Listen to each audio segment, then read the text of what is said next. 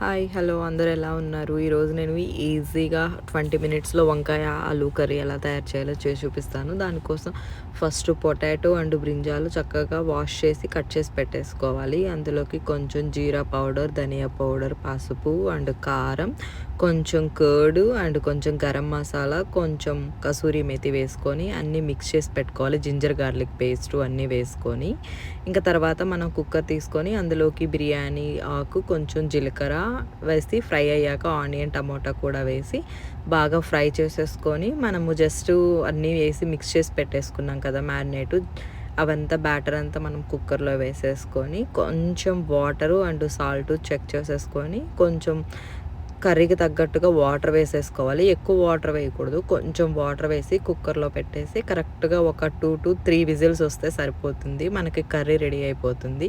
మళ్ళీ gas on చేసి కొంచెం కొత్తిమీర వేస్తే రెడీ.